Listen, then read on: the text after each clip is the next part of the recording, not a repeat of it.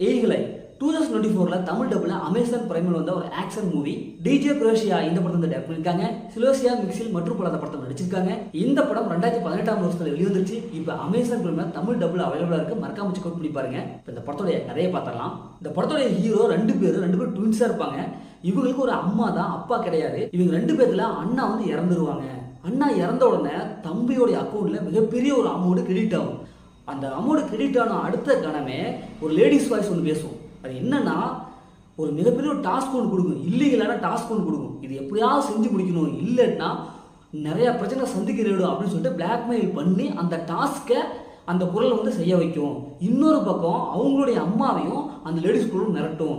இந்த டாஸ்க்கை நீ செய்யலைன்னா உங்கள் பையனை கொன்றுவேன் அப்படின்னு சொல்லிட்டு அந்த குரல் அவங்க அம்மாவையும் மிரட்டி இப்படி செய்ய வைக்கும். இவங்க ரெண்டு பேரும் ஒரு இடத்துல ஒன்று சேர்ந்துருவாங்க. இப்போ இறுதியில் இவங்க ரெண்டு பேரும் அந்த லேடிஸ் குரல் எப்படி தப்பிக்கிறாங்க, அந்த லேடிஸ் வாய்ஸ் யாரு, வில்லன் யாரு, இறுதியில் என்னாச்சு அப்படிங்கிறதா இந்த படத்தோடைய ஆன்லைன். இப்போ இந்த படத்தோடைய பாசிட்டிவ் பார்த்தாவே அந்த படத்தோடைய ஸ்க்ரீன் பிளே தான். ஏன்னா ஃபர்ஸ்ட் ஹாஃப் வந்து கடைசி வரைக்கும் சூப்பரான ஒரு ஸ்க்ரீன் பிளே கொடுத்துருக்காங்க. படத்தை நடிச்ச எல்லாமே வந்து சூப்பராக பர்ஃபார்ம் பண்ணியிருக்காங்க.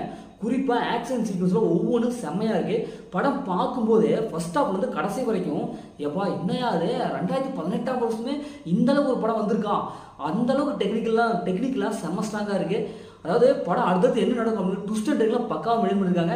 கிளைமேக்ஸ் வேற லெவல் கிளைமேக்ஸாக இருக்குது. கிளைமேக்ஸாகவே இந்த படம் பார்க்கலாம்ப்பா அப்படின்னு தான் இருக்குது.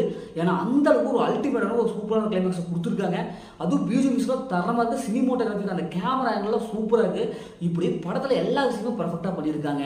ஃபர்ஸ்ட் ஹாஃப் வந்து கடைசி வரைக்கும் நம்ம வந்து போர் அடிக்காமல் பார்த்துக்கிறாங்க. ஏன்னா ஒரு சில ஆல்பம் படம்லாம் அப்படியே பேசிக்கிட்டே இருப்பாங்க. ஆனால் இந்த படத்தில் அப்படி கிடையாது.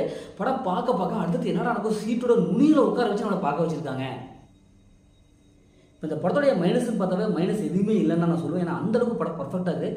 மைனஸ்ன்னு சொல்ல போனால் ஃபர்ஸ்ட் ஹாஃப் கூட ஒரு சில சீன்ஸ் கொஞ்சம் பிக்கப் ஆகிறதுக்கு கொஞ்சம் டைம் எடுக்குது, அவ்வளோதான். மற்றபடி பெரிய மைனஸ் அந்த படத்தில் எதுவுமே இல்லை. இந்த படத்தை ஃபேமிலி பார்க்கலாம், கண்டிப்பாக ஃபேமிலி பார்க்கலாம். படத்தில் மைனஸ் எதுவுமே இல்லை. முதல்ல அப்படி சூப்பராக சும்மா இருக்காங்க. இந்த படம் ஒரு ஒர்த்தான மூவி தான். ஓகே, இதே மாதிரி அடுத்த ஒரு புதிய மூவியில் உங்களை உங்கள் கவி பாரதி.